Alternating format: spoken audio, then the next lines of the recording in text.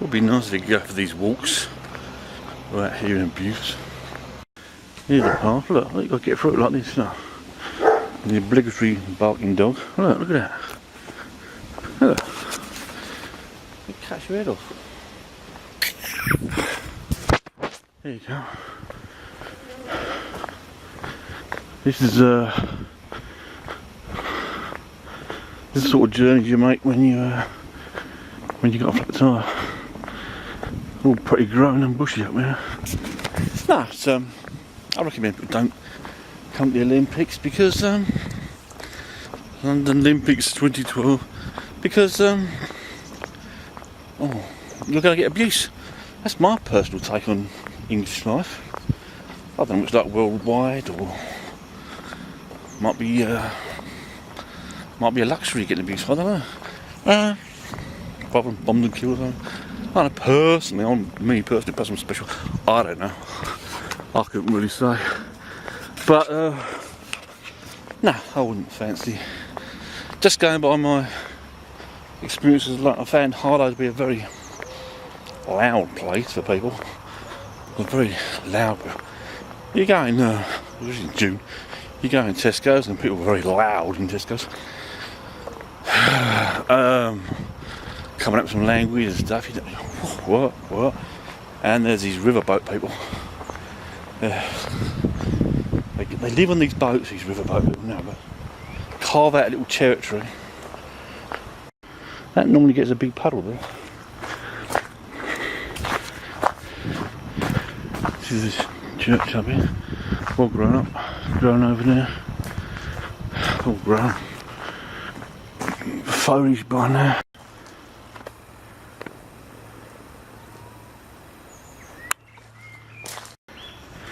Yeah, they carve out this territory. It's like Gerway and private and stuff. It's like it's public land, people.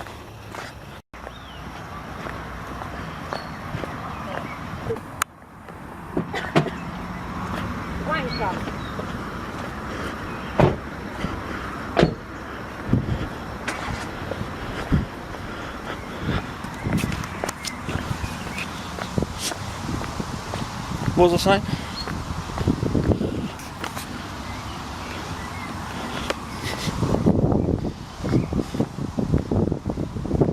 I found people in Harlow are fairly abusive. And there's a lot like that. What was I? Narrowboat people. Yeah. So I'd say don't come to bloody England. People are very loud and abusive. It's supposed to be Americans that are loud when they go on holiday. Oh, they're loud and abusive. The British people are going to get loud and abusive. And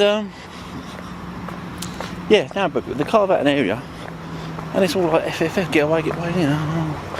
I missed this bloody bloke's dog by a mile. He's doing what's in road. His dog was like there. His tail was sticking up a bit like, I went well round him. I've only just passed these two characters in the first place, so I was going bloody slow. He comes out of abuse. I didn't want to stop. I thought it was embarrassing for him. I didn't want to stop there, wait for his dog to do the business and tell me to clear off us. So I thought, you know, get round the bugger. Maybe out of embarrassment, he's started to call me bloody names or whatever. I don't know. That was a bit of a tune further down the road. Nasty people.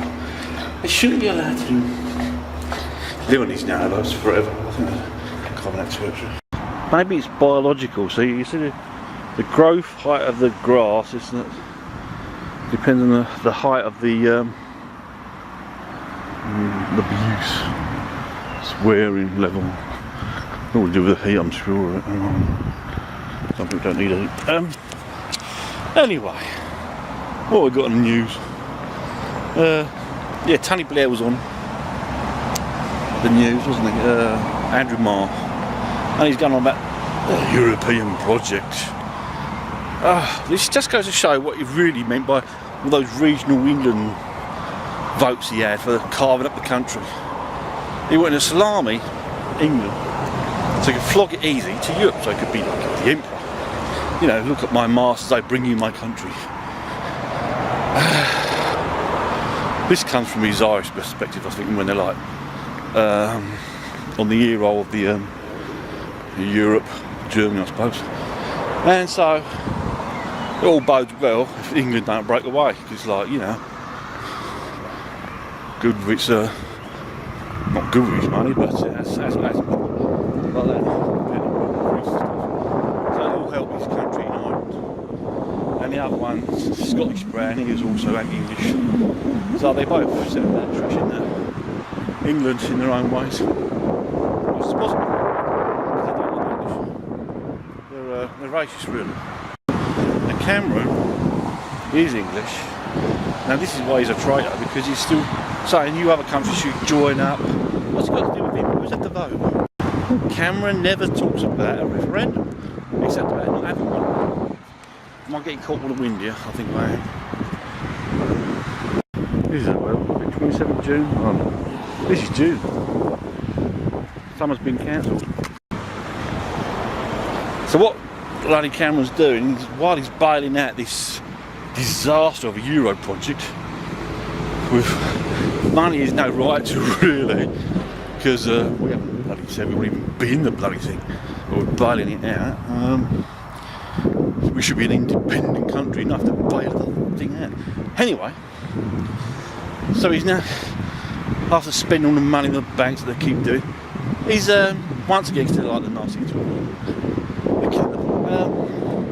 Now he's having a go at the under 25s and their cancel housing money and stuff like that. Just like chipping away at the corners of this bit of that and that bit like that. Too many kids and stuff like that. And giving millionaires tax breaks and stuff like that, because they're like a bunch of millionaires. The education system is such in this country. They want the poor to be poorer, educated wise, so it makes them look better and they keep in power longer. It's a social stitch up by the ruling elite to deny this country and education. We've been dumbed down. Whereas you had Irish Blair and Scottish Brown, it's always done that woman, all you bigot, because, you know, let me flood your country with 3 million immigrants, and if you don't like it, you're going to be called a bigot. That's come from their small land perspective, of course, and England hating perspective, and they want to kill the English. But Cameron's the same, because he's coming from a rich poor angle though, so he's like killing the poor people, poor English. So they've all got their axe to grind. They're just coming out from different angles, and no one's looking after the poor. Labour's not, because they're looking after their workers. Here we've got some young horses strung out.